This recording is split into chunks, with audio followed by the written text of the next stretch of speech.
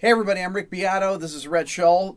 This is Amp Wars, Episode 2. Today we're going to be looking at the Morgan AC20 versus the Vox AC30. This is really a classic amp comparison. The AC30 is probably one of the most recorded amps in history. Think about Vox, you think about the Beatles, you think of U2, the Edge. That is his sound, is the AC30. Rhett, tell us about the Morgan. So the Morgan is basically a modern boutique recreation of a 60s era AC30. Slightly lower wattage, has a few extra features that the AC30s don't have.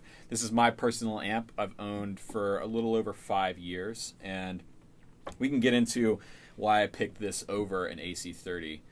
Basically, the reason I got this over an AC30 over a modern AC30 is this is actually voiced a little bit darker than modern AC30s. The problem I found with modern day AC30s, especially the Chinese made ones and even the hand wired ones, is the top end doesn't hold together very well. It's overpowering, they're too bright, they're too brittle. They don't sound very good when you push them into overdrive.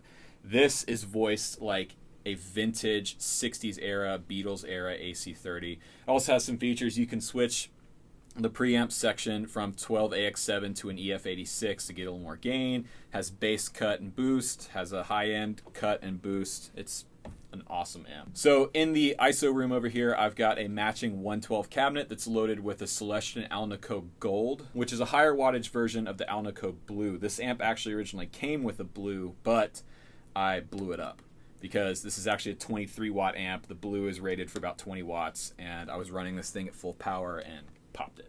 When we get to my AC30, which is an early 90s English-made one, it has the Alnico Blue speakers in it, so you can actually hear the difference between those. Okay, this Morgan cabinet has a Celestion Alnico Gold speaker in it. I have a Sennheiser 421, which is picking up more of the mid-range and the low end of it, in between the dust cover and the outside edge of the speaker, and then the 57 is right where the dust cover meets the speaker. That's picking up the top end, and we're going to blend them pretty equally in Pro Tools. The mic pre's, once again, are two Neve 1073s that are both flat. There's no EQ on the mic pre to color our comparisons here, so we're going to run them flat on both amplifiers.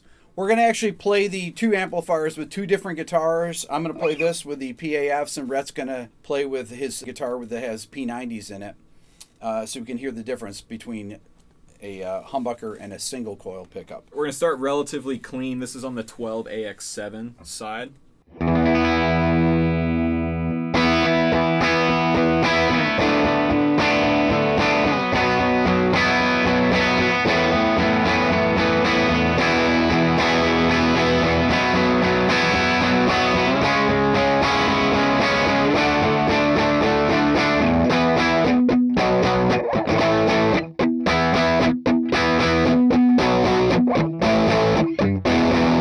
So basically I was bringing the volume up gradually. The other cool feature about this amp is it has power scaling. So this power knob right here basically will take it, right now it's at a full 23 watts, and as I bring it down, it's lessening the input voltage to the power section, so you can take it all the way down to 1 watt.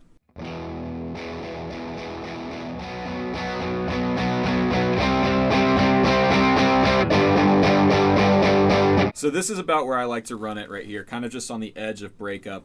And then we have the cut control here, which is basically pulling high end out of the power section. So I'll brighten it up a little bit.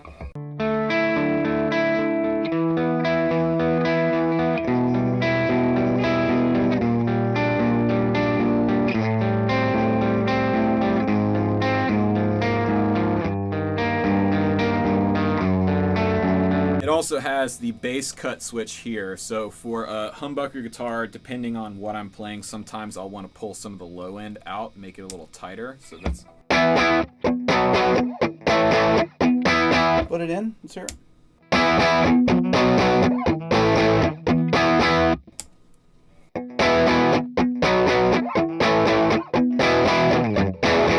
Yep, and then you also have a high cut switch up here, which really darkens the tone.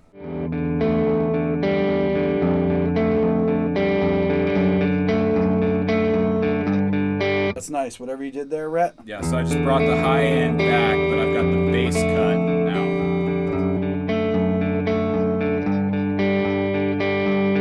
So now we're going to switch to the EF86 preamp tube, and there's just a switch on the back of the amp here. So now none of my settings here have changed. This is just the EF86.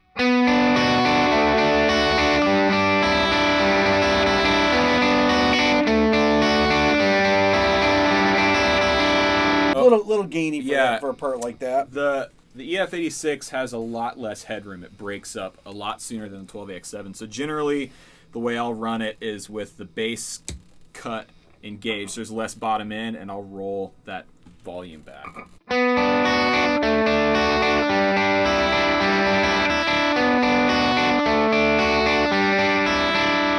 Better. Yeah. So that's a pretty good example of the chime and drive that this amp is capable of. It works incredibly well with pedals. And one thing we should talk about too is the importance of the Alnico speaker with any AC30 style amp. That's really a huge part of the traditional AC30 chime that everybody talks about is an Alnico speaker. So if you don't know, Alnico stands for aluminum, nickel, cobalt, which is a blend of minerals that the magnet is made of. And Alnico speakers tend to have a brighter frequency response. They're more chimey. They have more of that bell-like tone as opposed to a ceramic speaker. But the EF86 is really the sound of a Vox amp. I mean, that is the AX7 sounds great on this, and it's nice that it has the variation. But to make the accurate comparison between the two amps, you have to use the EF86. Yeah. Okay, so Rhett's going to play his Novo Ceres J, which has P90 pickups on it. It's a very pretty looking guitar. I think you'll notice with the P90s that we're going to have a little bit of a sweeter sound with this. Yeah, this guitar and this amp work really well together. So I'm on the 12AX7, set pretty clean. Bass cut is off. High cut is on, and this is a nice clean tone I like to use a lot.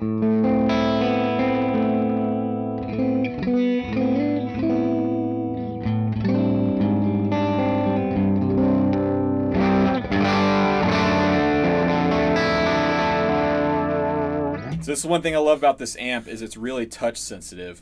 As you'll see with Rick's AC30 in a minute, they're incredibly responsive to picking dynamics. So you can hear if I really dig in,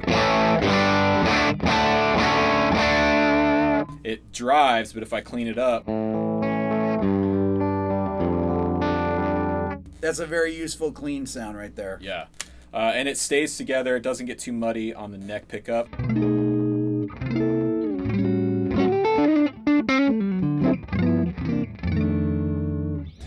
So we'll add a little bit more gain here.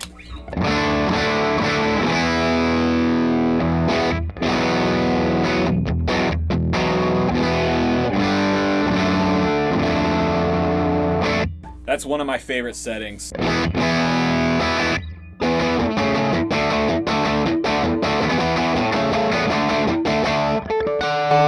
You don't have the boxiness that I had with the Les Paul with this amp. It just really seems to accept this pickup configuration with this guitar a lot better. Yeah. So just to show you how much gain is possible with the 12AX7, that's the volume dimed all the way.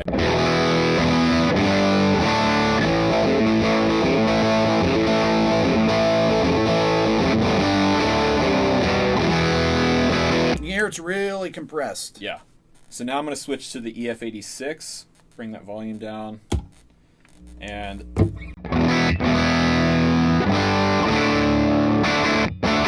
that's definitely more of that traditional old school AC30 sound. So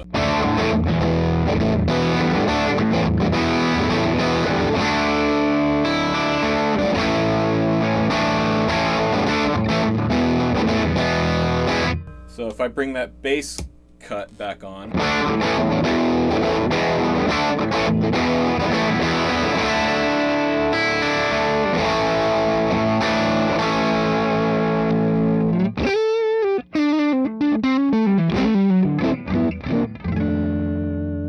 and then if I dime the EF86,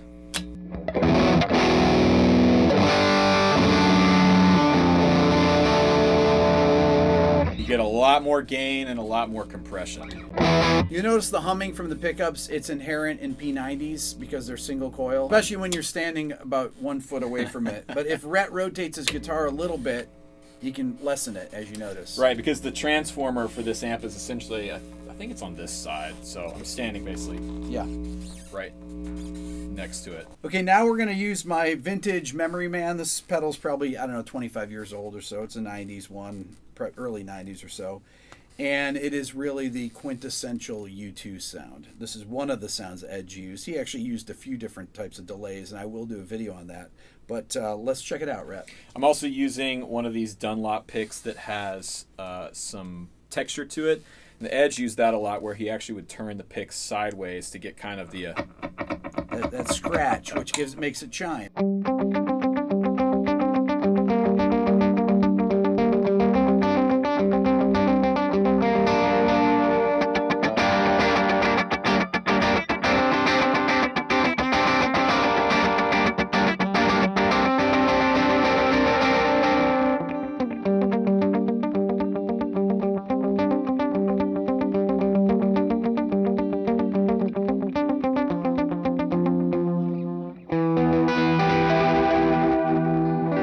Now you can really adjust the blend and the level knob. The level knob, you can actually hit the gain of the amp harder.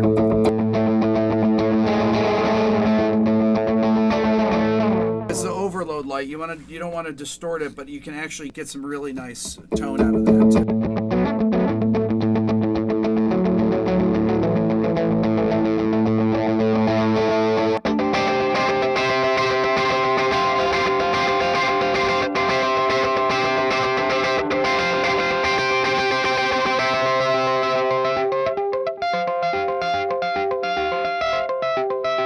So this is my vintage AC30 top boost. It has three different inputs: vibrato, normal, and brilliant. Brilliant, obviously having a lot more top end, normal, and then the vibrato channel is only for using the vibrato. The vibrato on the amp sounds really killer. It's a very versatile amp and takes pedals incredibly well. It has two blue Alnico speakers in it. As I said earlier, I'm miking each speaker individually. This is with a Sennheiser 421. This is with a Shure SM57, one on each speaker, because it actually sounds more in phase. Let's check it out.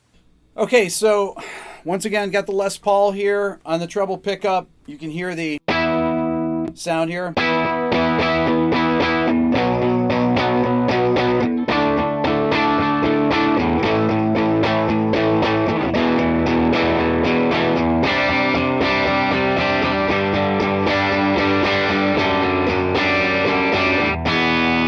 Not very broken up. I have an EP booster here so that we can hit the front end of the amp harder and you can hear what it sounds like gained up. It does a very similar thing. Rhett, you want to click it on there?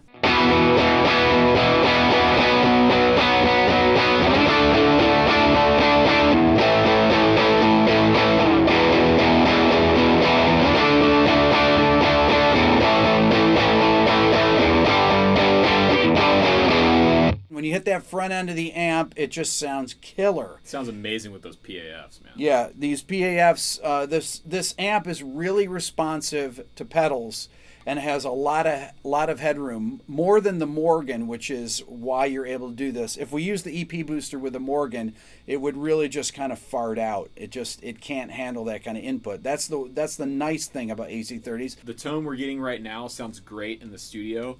But if you're playing that loud in a live situation, you're killing people. You're kicked off stage. That's right. So if I clean it up a little bit here, this amplifier sounds killer with this Memory Man pedal. Check it out.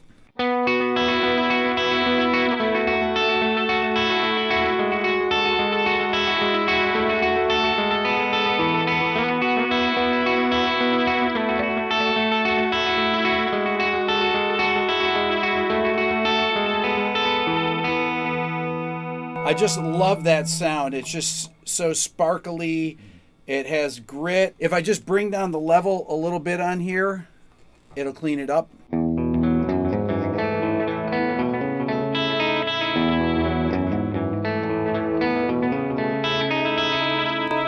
Okay, so Rhett's going to play with his Novo guitar here with the P90s on it.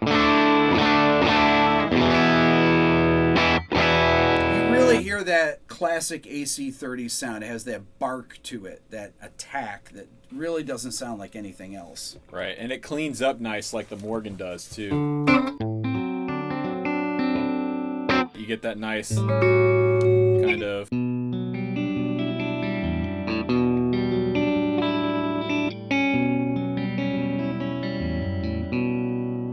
That's a killer clean sound.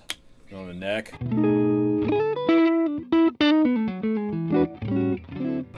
That sounds beautiful. Yeah. I actually really like AC30s a lot for funk stuff. I know a lot of people don't traditionally think about these amps as like cool rhythm funk tones, but like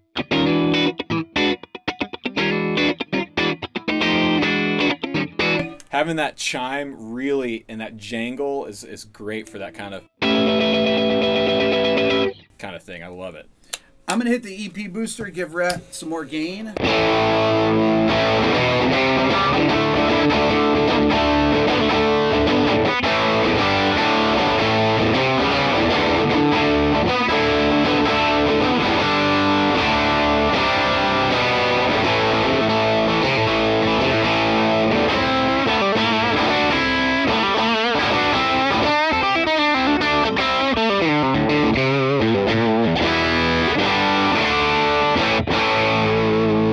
You can hear how the amp is incredibly consistent. There's no bottoming out of the low end. It's super tight in every range of the guitar, and it sounds fat, and the mids are really controlled. Incredibly well balanced. Like,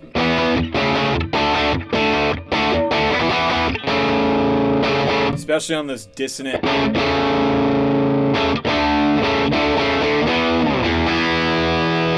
Okay, let's check it out with the Memory Man. Set pretty much the same as we had it set before.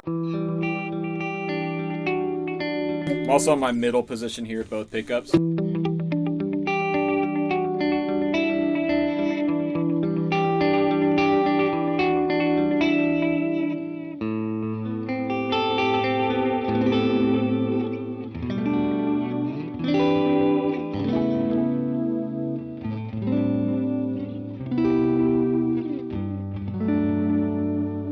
It pretty much sounds incredible on any chord anywhere on the guitar. Yeah.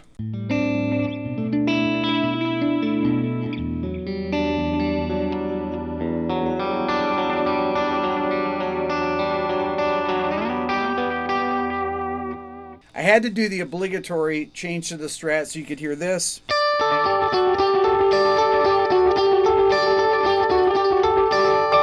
That chime of the Strat is just...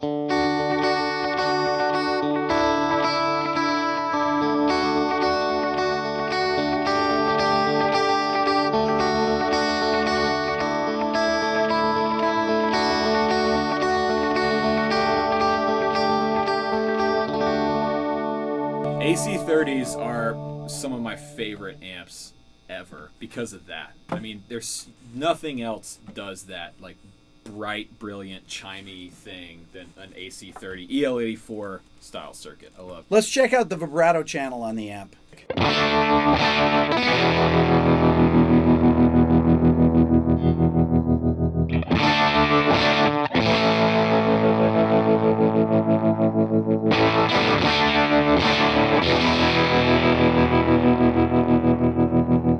That sounds awesome.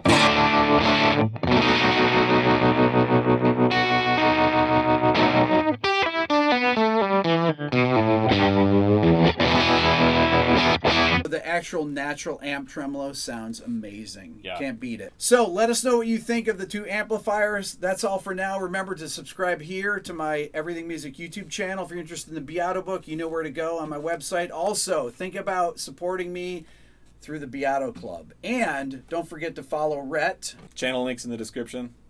Thanks for watching.